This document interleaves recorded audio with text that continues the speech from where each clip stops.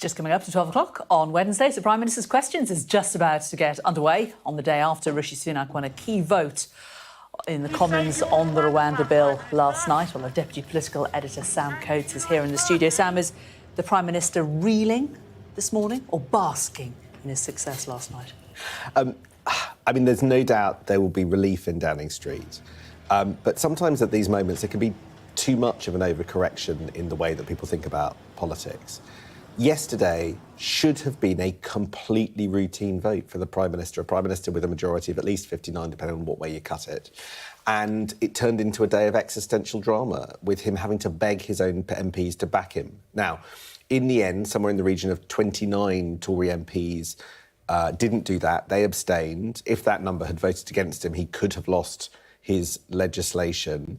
But he managed to talk them around into abstaining, and a win's a win in politics. But really what we've done is defer a big fight to the new year and just see the return of the sense of shambles. He's on his feet. Let's listen in. Prime Minister's Questions. As the last for recess, I know the whole House will want to join me in wishing you and all the House staff a very Merry Christmas and a Happy New Year. And I know members will also want to join me in sending our warmest wishes to our armed forces, both at home and stationed overseas, and our emergency services and all those who will be working over Christmas too. And finally, I know everyone will want to join me in wishing Mark Drakeford all the best as he moves on from his many, many years of devoted public service. Mr. Speaker, this morning I had meetings with ministerial colleagues and others. In addition to my duties in this House, I shall have further such meetings later today. Can I concur with the comments of the Prime Minister about our armed forces, Christmas and Mark Drakeford? My constituent, Mr. Speaker, Fred Bates, is 74, he has liver cancer and he's a victim of the contaminated blood products scandal. The Prime Minister had a chance to do right by Fred last week, but failed to do so and lost the vote in this House. After half a century, Fred wishes to know when he and fellow survivors will be compensated and get justice. Mr. Speaker, this was an appalling tragedy, and my thoughts remain with all those concerned. I absolutely understand the strength of feeling on this. It was this government previously who set up the inquiry, which I participated in, and we fully understand the need for action. The government has crucially already accepted the moral case for compensation and acknowledged that justice does need to be delivered for the victims. My right honourable friend, the Minister for the Cabinet Office, will update the House on our next steps on the infected blood inquiry shortly. Rexman. Thank you, Mr. Speaker. The tax cuts in the autumn statement were extremely welcome. But in order to go further and to get the tax burden as low as it possibly can be, accurate and robust economic modelling is 30 billion out. So will my right honourable friend commit to finding a better system of financial modelling so we can get taxes lower? Well, Mr. Speaker, as my honourable friend knows, the OBR has brought greater transparency and independence to the forecasting on which government policy is based. But he's right, and it is required to produce an assessment of its accuracy of its fiscal and economic forecasts at least once a year. But crucially, as he acknowledged, thanks to our management of the economy, the fact that we have halved inflation, controlled borrowing, we now have delivered the largest tax cuts in a generation, Mr. Speaker, and they will benefit families up and down the country from January. The Leader of the Opposition, Keir Starmer. Thank you, Mr. Speaker. Yesterday we heard of the tragic death of a young man on the Bibby Stockholm. I know the whole House will want to send our deepest condolences to his family and friends. We must never let this happen again. I would also like to mark the retirement of my colleague and friend, Mark Drakeford, the First Minister of Wales. Mark committed his life to public service and lives his values every day. Quietly and patiently, Mark has been a titan of Labour and Welsh politics, and we thank him for his service and wish him well. Mr. Speaker, Christmas is a time of peace on earth and goodwill to all. Has anyone told the Tory party?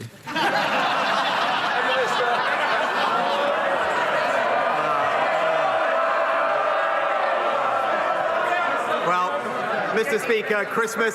Speaker, Christmas is also a time for families, and under the Conservatives, we do have a record number of them, Mr. Speaker. Mr. Speaker, to this point, at the beginning of the year, I set out some priorities that this government would deliver for the British people. And over the course of this year, we have, Mr. Speaker, inflation halved, Mr. Speaker, the economy growing, debt falling, action on the longest waiters, the boats down by a third, and crucially, as we heard from Honourable Friend, tax cuts coming to help working families in the new year. Mr. Speaker, he can spin it all he likes, but the whole country can see that yet again the Tory party is in meltdown and everyone else is paying the price.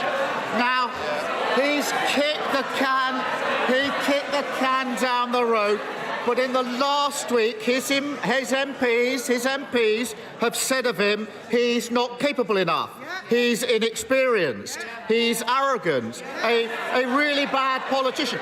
When they're shouting, this is what they said. So, well, come on. Who was it who said he's a really bad politician? Hands up. They're shouting. Well, what about inexperienced? Who was that? Or, and now there's got to be some hands for this, he's got to go. Oh, shy. Apparently, he's holding a Christmas party next week. Order! It's Christmas. No, but you might not want the Christmas present that I could give you. So please, Keir Starmer. Apparently he's holding a Christmas party next week. How's the invite list looking?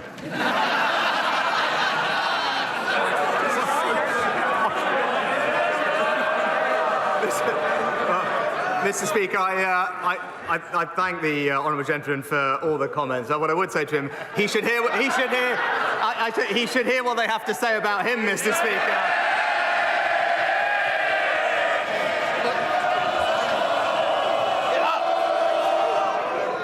Right. Do you want to be the first one?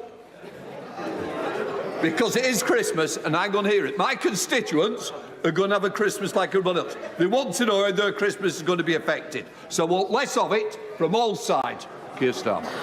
Speaker, they've obviously found the donkey for their nativity. The search of three wise men may take a little longer.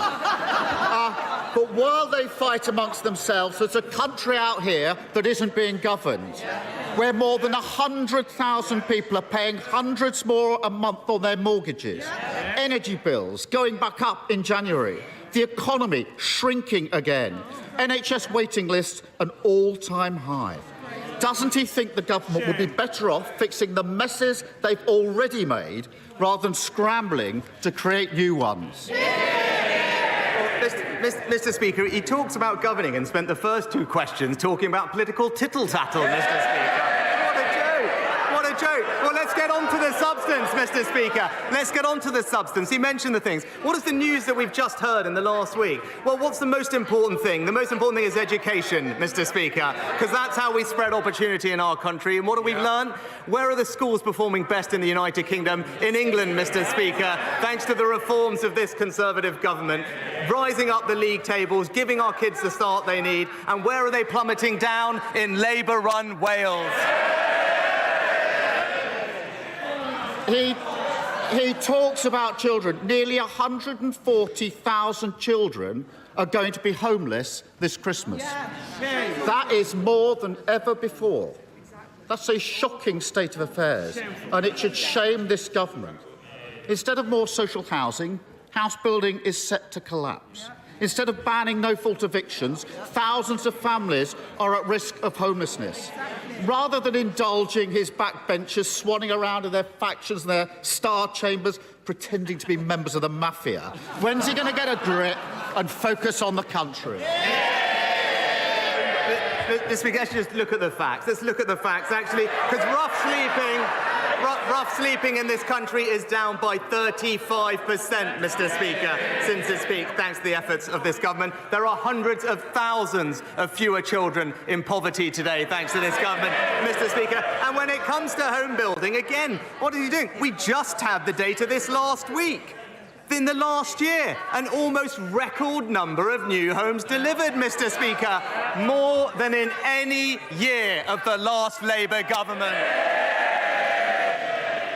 140,000 children homeless this Christmas, and he's utterly tone deaf. And the rise in homelessness shows how these Tory crises merge and grow and damage the country.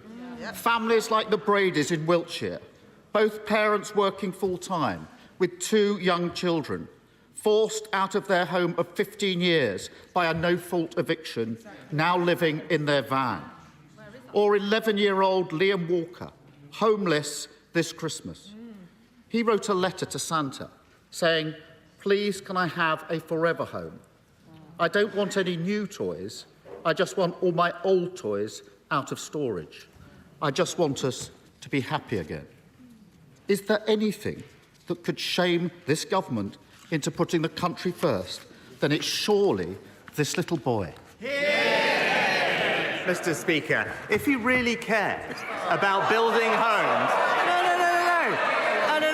If he really cared about building homes, when there was an opportunity in this House, Mr. Speaker, in this House, to back our plans to reform defective EU laws, to unlock 100,000 new homes, Mr. Speaker, what did he do? What did he do? He went in front of the cameras and said one thing and came in here and blocked it. Typical shameless opportunism. Thank you, Mr. Speaker. He hasn't finished. As the world's...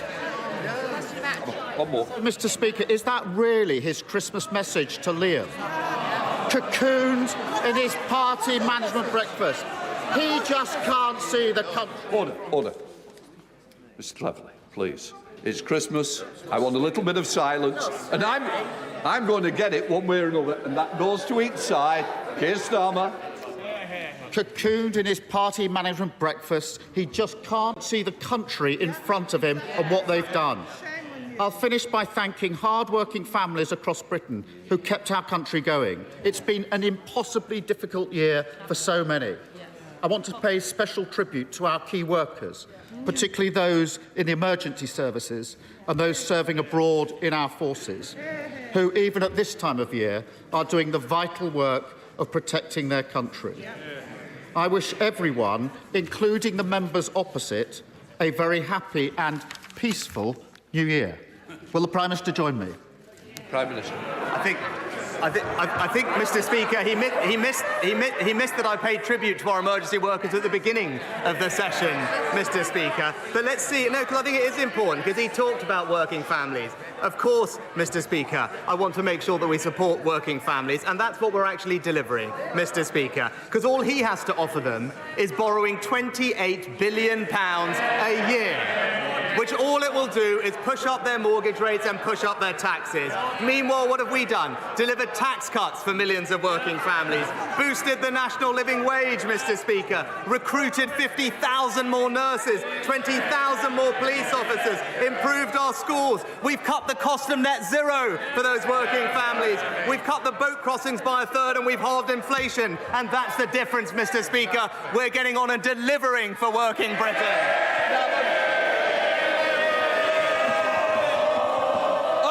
Stephen Hammond. Thank you, Mr. Speaker. As the world struggles to agree the future of the 1.5 commitment, in Wimbledon we're keen to do our bit.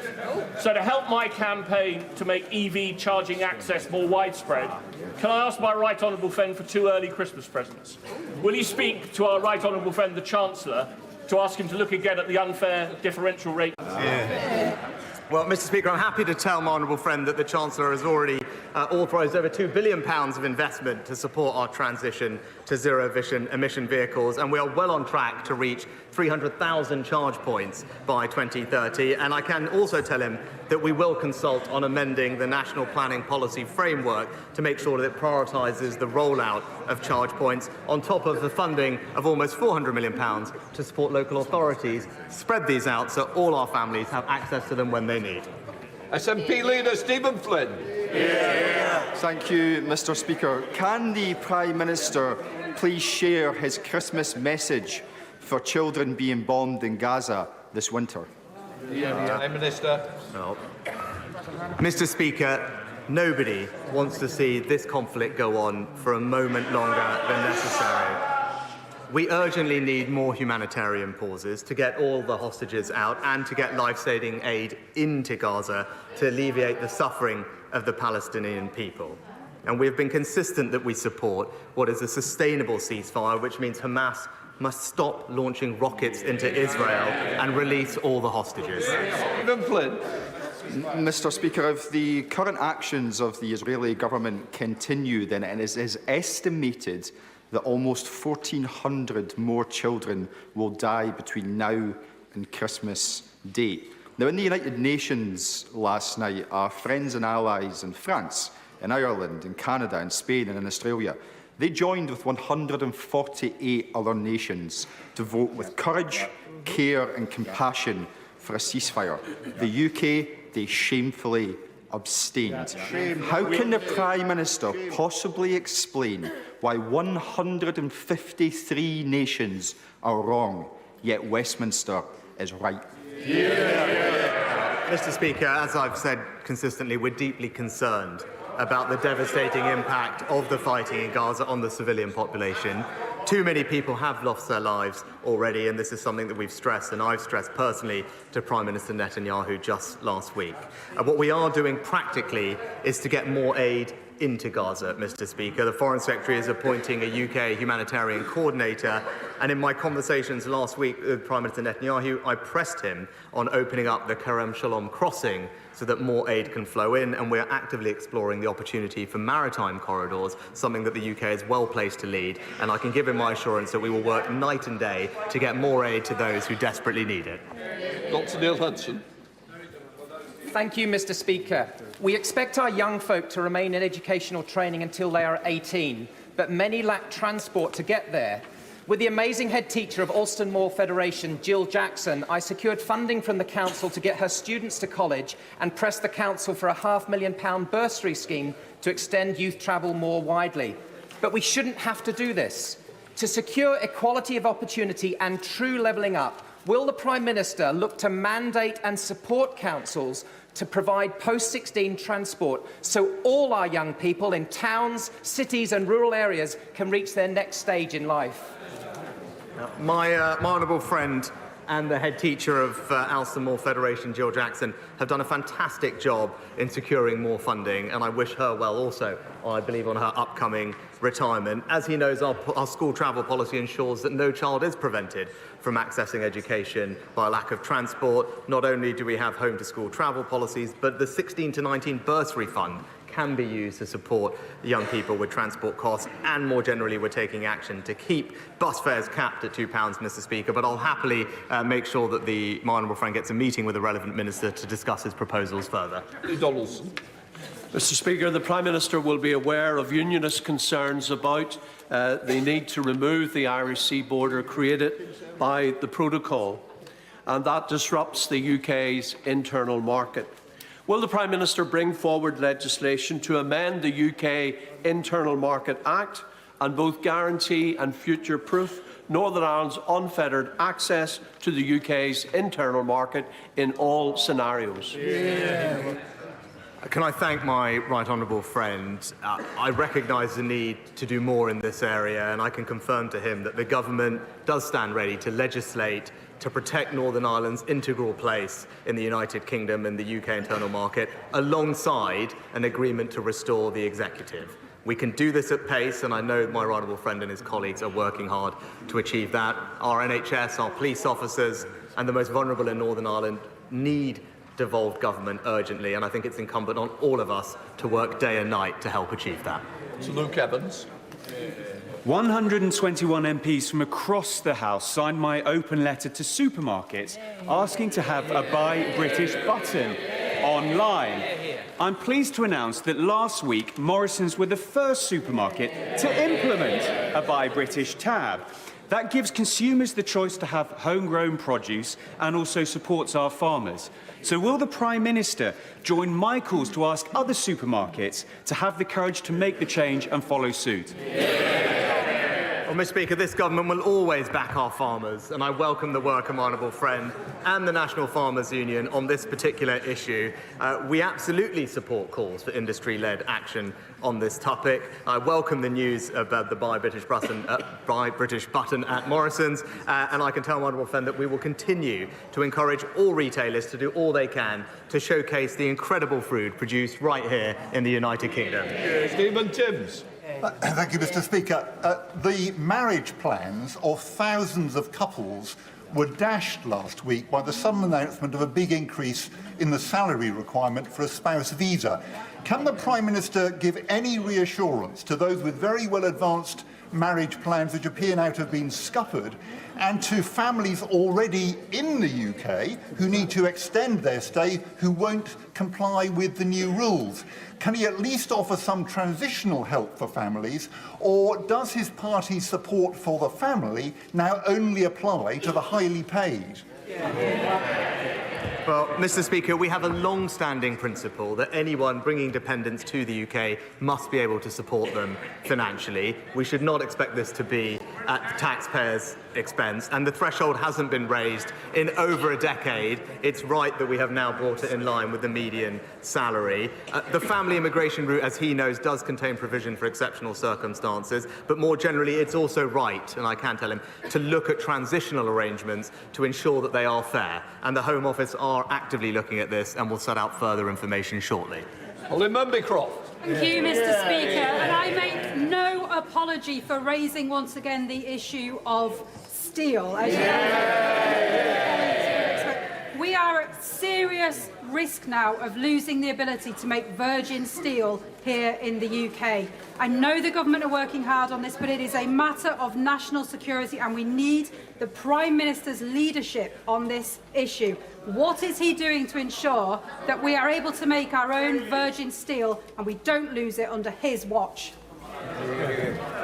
Mr. Speaker, can I praise my honourable friend's leadership for championing her local community, but also the steel industry in the UK. And she's right to do so, because it is an incredibly important part, not just of our local communities, but of our economy and security. And she is right to put this issue on the agenda. We are committed to working with the steel sector to secure a decarbonised future, supporting local economic growth and our levelling up agenda. That includes our commitment for major support with energy costs, but also access to hundreds of £millions of grants to support energy efficiency and decarbonisation. I obviously can't comment on conversations with individual companies, but she can see our track record in working with either Celsa or Tata Steel that we have been able to support our fantastic steel industry and will always continue to do so.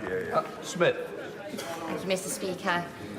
A road company has walked away from 13,000 tonnes of hazardous waste in Lancaster, and it's now been on fire for 10 days. There are plumes of smoke covering our city. Lancaster City Council has been left to pick up the tab, and to date they've spent £262,000. Without government support and intervention, this fire will burn for several months. So will the Prime Minister support my local council with swift government support? Can I thank the honourable member for raising this incredibly important question? I know she's been working alongside my honourable friend, the member for Morecambe, on this. And can I also thank the emergency services in her constituency?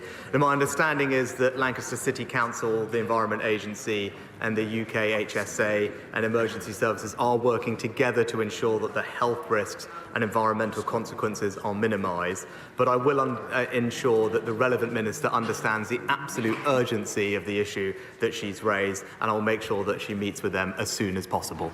Jerome Mayo. Mr. Speaker, some dental practices are taking advantage of post-COVID demand to take their NHS practices private, earning more money but leaving behind those most in need. Training a dentist costs constituents in Broadland more than £300,000. Does my right honourable friend agree with me that if a dentist accepts public funding in order to qualify, they should be asked to commit to NHS dentistry for a number of years before going private? Mr. Speaker, my honourable friend makes an excellent point, and we are investing £3 billion into dentistry. The dentistry contract with the NHS was reformed last year to improve access for patients, and around half of all treatment were delivered to non-paying adults and children. The number of adults has gone up by 10%, the number of children by 15%. But my honourable friend is right, and more needs to be done, and that's why the government will be bringing forward the dentistry recovery plan in due course. I should have called over. Thank you, Mr. Speaker. There are 12 days until Christmas, and hundreds of families in Battersea will be worried. Not about being able to buy gifts for children, but whether they can afford food and heat for their homes due to the Tories' cost of living crisis. Over 4,300 emergency food supplies were provided in Battersea by the Wandsworth Food Bank this year, and they have told me that they are bracing for the worst winter yet. So what is the Prime Minister doing to ensure families do not go cold and hungry this Christmas? Well, Mr. Speaker, we care deeply about making sure those who are most vulnerable in our society get the support that they need through the winter. That's why we increased welfare by record amounts earlier this year. We supplemented that with cost of living payments of £900 for the most vulnerable. It's why we supported those with energy bills who need our help the most. Pensioners in her constituency and elsewhere will receive up to £300 alongside their winter fuel payment. And indeed, that support lasts not just through the winter, but into next year, because we're deeply committed to helping those who need it, and this government has got a track record of delivering that help. Mr. Morris. Thank you, Mr. Speaker. The Prime Minister is rightly focused on taking long-term decisions to improve the lives of people in this country. So can I make a suggestion? Our mental health legislation is 40 years old, and we made a manifesto commitment in 2017 and 2019 to reform the Mental Health Act, because we have people with learning disabilities and autism sectioned under the Act being kept an inappropriate accommodation for long periods. We have people sectioned under that Act not receiving the compassionate care that they deserve and, in a sense, are criminalised. And we have people sectioned under that Act who have their mental health condition re-stigmatised by the act of sectioning. So, would the Prime Minister, in the absence of a bill in the King's Speech, would the Prime Minister agree to meet with me and other like-minded colleagues to discuss how we might be able to take forward reform of the Mental Health Act, because it simply isn't fit for the 21st century? Well, can I thank my honourable friend for raising this important issue? He's absolutely right about the work that needs to be done, and I'm grateful to the Joint Committee on the draft Mental Health Bill, and our intention is, when parliamentary time allows, to bring forward a bill. I'd be happy to meet with him and colleagues to discuss this, but also just remind everyone that we are undertaking the largest expansion of mental health services in a generation, £2.3 billion of extra funding by March of next year, increasing capital investment in mental health urgent care centres, and, under the long-term workforce plan, the largest expansion of the mental health workforce that we've ever seen in this country. Speller. Thank you, Mr. Speaker. Rather than the headline chaos of his government that is dominating the media, much more important to the public, business and organisations is their deeply unsatisfactory day-to-day experience in engaging with this dysfunctional administration. As far as they can see, Britain isn't working. When's he going to get a grip? Mr. Speaker, the most pressing issue facing families is the cost of living, which is why this government has delivered what it said, which was to halve inflation, Mr. Speaker. Not just that, we are supplementing that with significant tax cuts benefiting working families from January, £450 for a typical person in work, demonstrating that we are absolutely on the side of hard-working families, and this government is cutting their taxes. Mr. Speaker, breast cancer survival rates have improved, but we need to go further on harder-to-reach cancers. There is a drop-in in Parliament this afternoon on lobular breast cancer and the research we need. Could my right honourable friend or his excellent new Secretary of State for Health find time in their busy diaries to join us? Well, can I thank my right honourable friend for the work that he does on this specific and important issue. I'm happy to tell him the Health Secretary, I believe, is attending this afternoon's event to hear more about its work, and I can assure him that we're focused on fighting cancer on all fronts: prevention, diagnosis, treatment, research and funding. We are making good progress, but there's always more we can do, and I look forward to hearing from him after this afternoon's event. Thank you, Mr. Speaker. While Home Secretary was in Rwanda signing his new treaty, his department put out a contract to manage small boat arrivals until 2030 at a £700 million cost to the taxpayer. Doesn't this show that even the Home Office doesn't think the Minister's plan will work?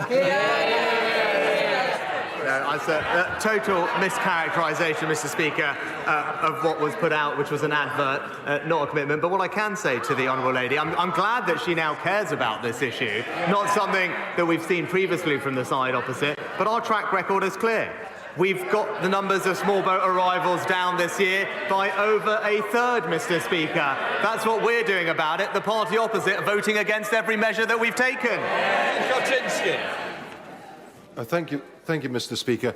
I chair the caucus of 38 Conservative members of Parliament who have Britain's longest river flowing through their constituencies, and we presented a business case to the Chancellor for £500 million to try to manage this river holistically. Our constituencies are now facing flooding every year with the damage that causes our businesses and our communities. And this evening I have an adjournment debate on flooding of the River Severn. Will the Prime Minister take an interest, because the business case shows a GVA uplift for the West Midlands of over £100 billion if we can manage and tame Britain's longest river? Can I thank my honourable friend for raising this? I do recall he and I spoke about this when I was Chancellor, and I praise him for the work and his leadership on this issue in his local area. I'll make sure the Chancellor does look at the business case, and he will know that we have a significantly increased funding for flood defences to over £5 billion, protecting hundreds of thousands more homes. But if this is an interesting opportunity for the Chancellor to look at it, I'm sure he'll take that up. Christopher Brown. Thank you, Mr. Speaker. Mr. Speaker, what's worse? Losing your WhatsApp messages as a tech pro, losing £11.8 billion to fraud as Chancellor, presiding over the biggest fall in living standards in our history, or desperately clinging on to power when you become even more unpopular than Boris Johnson? Mr.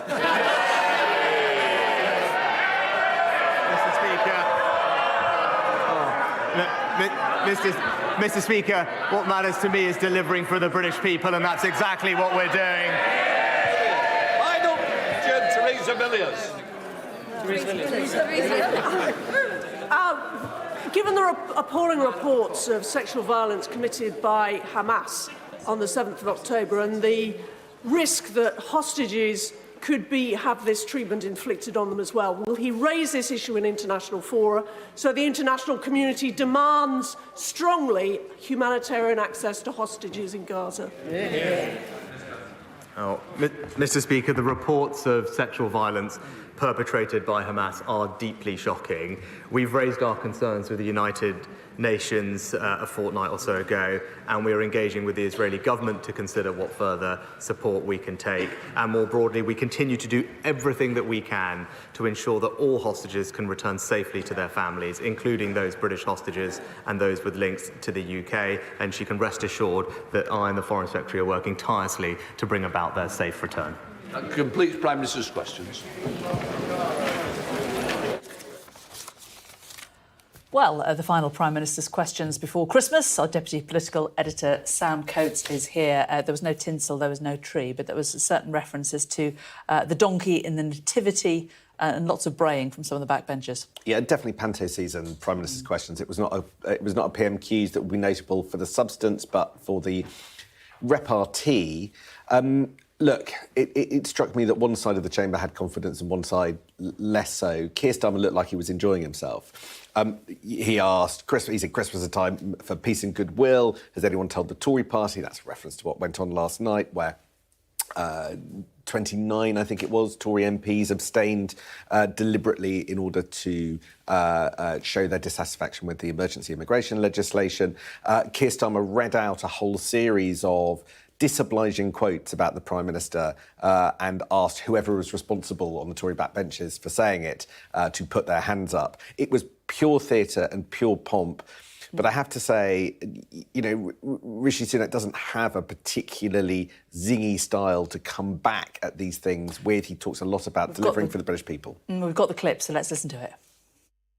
There's a country out here that isn't being governed, where more than 100,000 people are paying hundreds more a month on their mortgages, energy bills going back up in January, the economy shrinking again, NHS waiting lists an all-time high.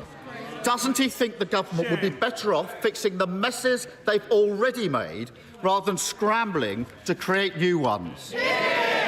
Let's get on to the substance. He mentioned the things. What is the news that we've just heard in the last week? Well, what's the most important thing? The most important thing is education, Mr. Speaker, because that's how we spread opportunity in our country. And what have we learned?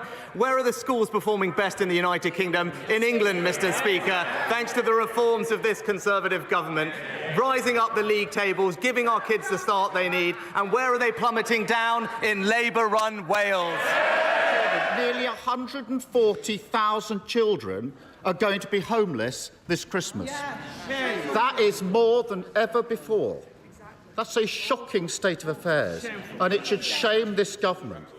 Instead of more social housing, house building is set to collapse. Instead of banning no-fault evictions, thousands of families are at risk of homelessness. Rather than indulging his backbenchers swanning around in their factions and their star chambers, pretending to be members of the mafia, when's he going to get a grip and focus on the country? There are hundreds of thousands of fewer children in poverty today, thanks to this government, Mr. Speaker. And when it comes to home building, again, what is he doing? We just had the data this last week. In the last year, an almost record number of new homes delivered, Mr. Speaker, more than in any year of the last Labour government. Well, that exchange was slightly later in Prime Minister's questions. And I think the Prime Minister on slightly firmer ground there when he has actual facts to come back on an actual policy rather than the earlier toing and froing about these backbenchers. Yeah, no, that wasn't the memorable bit. For me, the most memorable bit of Prime Minister's questions was where Rishi Sunak made a joke about his own predicament.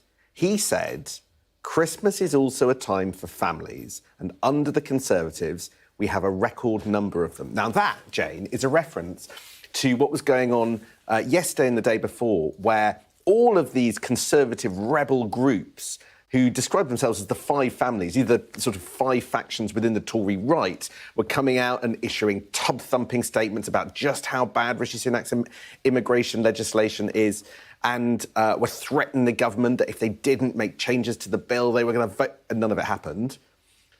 Now, in some senses, Rishi Sunak will have felt cheery that his legislation wasn't defeated last night. But it's quite something for him to start to make jokes about the incredible scenes in the Conservative Party, to make jokes about those five families. I think those five... It's a way of owning it, I suppose, isn't it? It is. If it were, I don't think they've gone away. I mean, a bit like mafia families. I think they're going to be there after Christmas. Exactly. So the last one of the year. How do you think the Prime Minister's feeling today after last night? You know, is he licking his wounds or is he feeling emboldened? Well, I think he will be glad to have won. Of course he will. The consequences of him losing would have been catastrophic. He would not have the confidence of Parliament on a key piece of his legislation. We would spend all Christmas kind of working out whether his government has a future. So it's good in that sense. But there is clearly a hardcore minority who are not embarrassed about cratering the reputation of this government as we go into what, in all likelihood, is an election year. So, you know, does it look strong and stable? No. And I think that, you know, the Prime Minister tried to make a point around his 5 pledges. The economic numbers out today, GDP numbers are down minus 0.3%. You know, he's trying to make a picture that the economy is growing. It's not. There is worry in the Treasury that next year we could accidentally tilt into recession. You've got all the problems around the migration pledges. Inflation's still higher than the government target, even if he's managed to halve it, which is his own target. You know, just everywhere you look, this is not where you would want to be going into an election year. So, yes, there wasn't a catastrophe last night, but he got away with something yesterday that should have been completely routine. That's not a win. OK, Sam, thanks very much for now. Well, we're going to be getting a lot more reaction to what happened during Prime Minister's questions after this short break for the last PMQs of the year with a panel of MPs. So stay with us for that.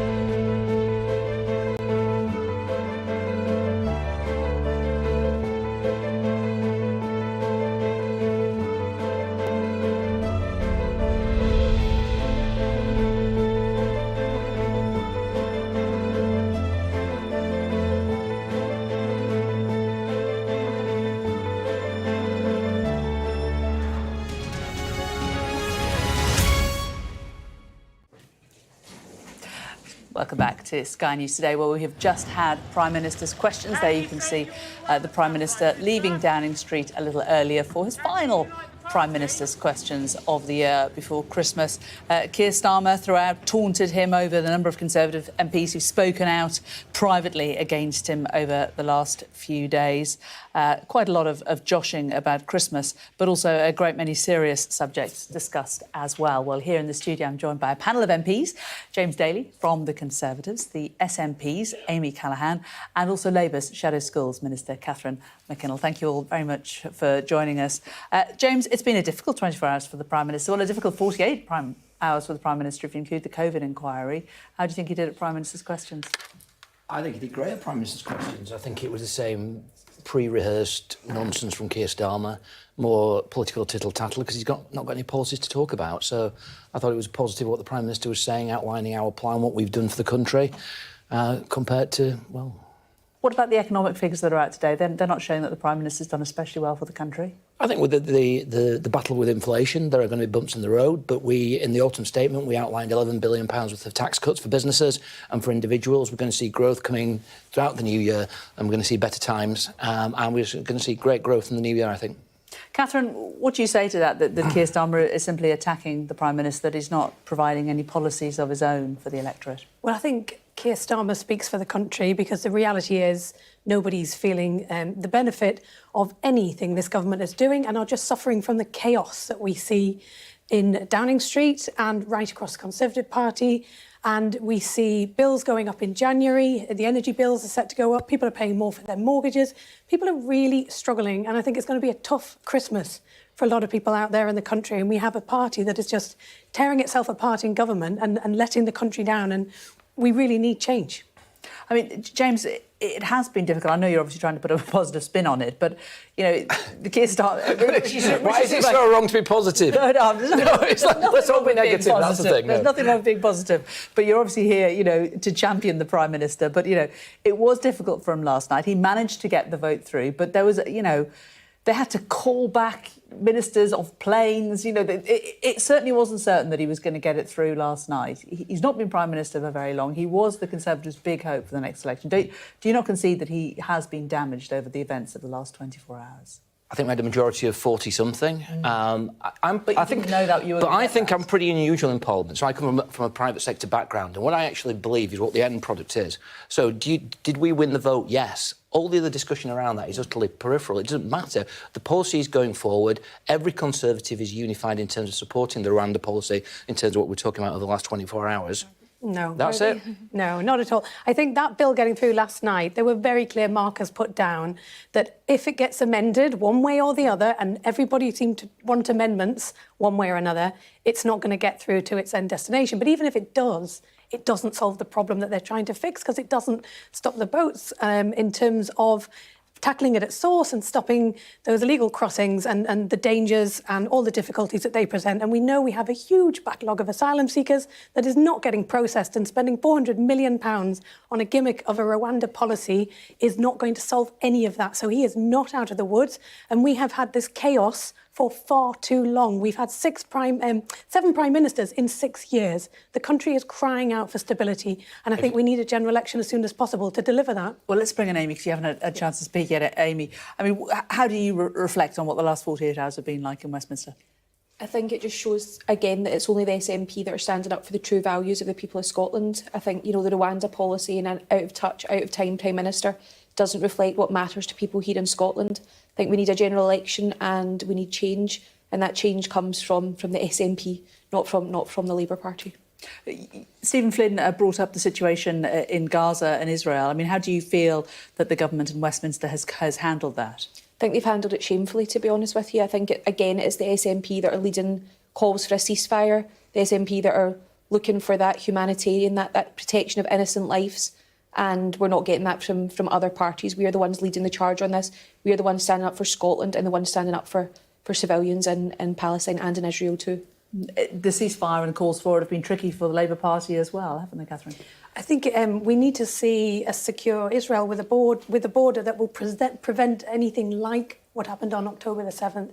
ever happening again. And of course, we need to see that humanitarian aid getting into Gaza too. It's a very difficult situation, but nobody benefits from freezing this situation in the state that it is in. We need to see Israel secure, and we need to see the Palestinian civilians supported through this terrible time. But ultimately, we need a longer-term, peaceful solution to the situation. And that only comes from ensuring that we deal with this threat from Hamas, which they have made clear they will perpetrate again and again unless they are dealt with. James, what would you like to see the Prime Minister do in the Middle East? Well, I think the political narrative that any MP in the House of Commons doesn't want a ceasefire is for the birds is absolute nonsense. We all want a long-lasting ceasefire. The question is how we get there. I was very pleased about the temporary pause in fighting that happened recently.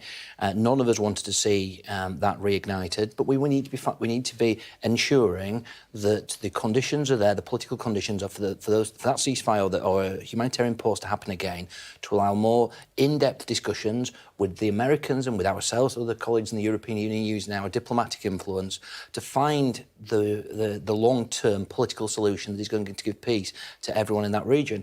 I agree with Catherine. Certainly, I think every political party believes that Israel has the right to self-defence against the most horrific terrorist attack. But anything that's done must be done within international law.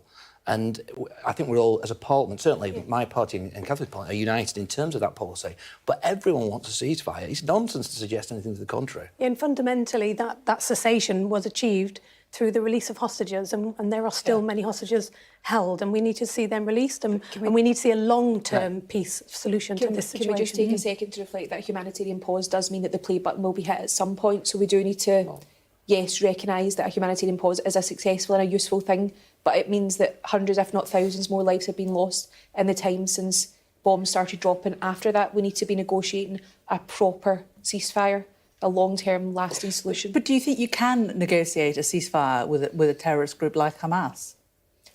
I don't think it's impossible. I mean, there was a ceasefire underway when they came across into Israel on the 7th. And that lasted for a decent amount of time. I think we need to be mindful that, yes, negotiating with terrorist organisations is difficult, and getting ceasefires in place will be challenging. No one's saying it's an overnight solution, but it's absolutely the way we need to go forward to prevent more innocent lives being lost on either side. But also the Prime Minister needs to fundamentally recognise the state of Palestine so we can get that two-state solution. I agree, the hostages must be released, but in some ways, this is where debate in Westminster, because we all basically agree on the same thing. Now, I know that myself and perhaps even Catherine are not standing there saying, let's have an immediate ceasefire. What we're saying is let's call it a temporary pause, call it whatever you want to call it, but create the scenario where negotiations can take place and those other international partners can support those who are committed to peace. And as international organisations and countries, we must stand up for the people who are suffering in Gaza if they are being hurt or they are suffering as a result of breaches of international law.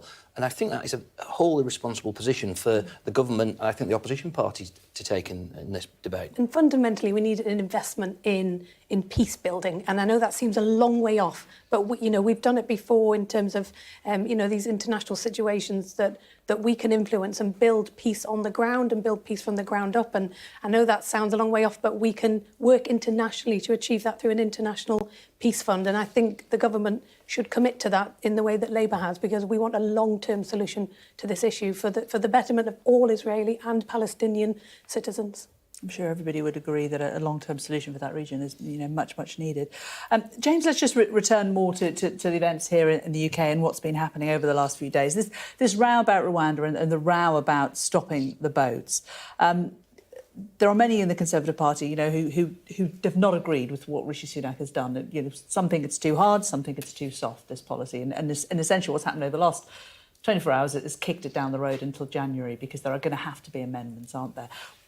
Do you feel in your heart of hearts that the government is right to pursue this policy of sending people to Rwanda when the real issue, the Labour Party would say, is the backlog of actual asylum claims here in the UK? The allegation is it is a smokescreen. Since I've been in Parliament, I've been on the Justice Select Committee. I'm also on the Home Affairs Select Committee.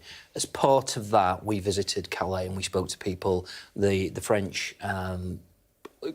police officers, border officers, who all, when I was over there talking to them about the policy, all felt that deterrent policy was important to have as part of a wide suite of immigration policies.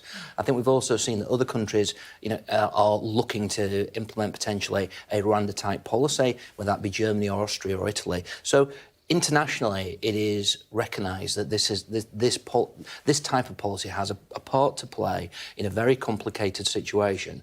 Now, I think that what you saw yesterday was Conservatives united around the policy that we have. I agree, Jane, completely, and it'd be silly not to say that there weren't colleagues standing up and saying they had concerns regarding two issues. I'm sorry for taking time, and please cut me off, but the two issues were, one, basically access to an appeal process, and secondly, something that's called Part 39 injunctions. Now, I could speak for the next 20 minutes about that, which you don't want me to do. But what I want to say is I think these are very narrow issues, and they're issues of conscience, and I believe that those issues can be resolved. Amy, you wanted to come in? Yes, it's the most fundamental waste of time, effort, energy and money as well in the cost of living crisis, where folk are really struggling, the length and breadth of these four nations. It's absurd that this is what the government's focusing on, a policy none of them actually believe. I'm yet to meet a Tory MP, apart from what he's just said there, who actually thinks this policy is going to make a difference and actually stop the boats. None of them truly believe in it. Catherine? It is just a gimmick and a distraction from the real challenges. And we know that there is such a backlog of processing asylum claims. And these are people that need to either have their claim processed and be able to get on with their lives, or set up a removal scheme as well to make sure that people who aren't here, who are here, who shouldn't be, are then sent back home. And this is what we need to focus on and prevent this £8 million a day cost of putting people up in hotels simply through lack of processing their claims. It's intolerable, and it's wasting huge amounts of money when the country really needs the government to focus on the cost of living crisis. We've talked about Rwanda quite a bit. Amy, you were talking about waste of money, waste of time in the cost of living crisis. The Scottish Government last week lost the Court of Session. They ruled that the UK government was right to veto Hollywood's Gender Recognition Act. There'll be those who will look at that and say, this is a waste of money and time in a cost of living crisis. Is the SNP going to say, this is it, we are going to stop this now, we are not going to appeal? I can't possibly speak for what the First Minister is going to make a decision on that for. I think, it's worth remaining challenging, continuing to challenge the Gender Recognition Reform Bill, because I think what the UK government has done is outrageous in blocking something that has majority. Don't believe that, though, and they're not political. And absolutely, we do respect the court's decision, but what the UK government is doing is fundamentally wrong in terms of, riding roughshod over a decision that was made by the elected Scottish Parliament. We don't elect the government at Westminster. We don't vote for Tory governments. We vote for more progressive governments in Scotland, and we want to make progressive changes to our laws. It's quite an astonishing statement, that, isn't it? Because it effectively is saying that there is not one Conservative voter in Scotland, that unless you meet up to what the SNP vote as a quite left-wing view of politics, and definitely believe in independence, no other voter exists. Not one. Not one wants to have robust immigration policies. Everyone agrees with the SNP. Literally everyone. And if you're right-wing, basically go and live in England is, I think, the message, isn't it? Don't think we said that. I think you've just put I think that's exactly what you just said. It's absolutely not what I just said. Yeah. But thank you for running away with my words. But thank you all so much for joining us. Amy Callaghan for the SNP, Catherine McKinnell from Labour, and James Daly from the Conservative Party. Thanks a lot for coming and giving us your thoughts about Prime Minister's questions. Right, stormy in the studio, but let's have a look at the weather. Warm memories wherever you go. The weather, sponsored by Qatar Airways.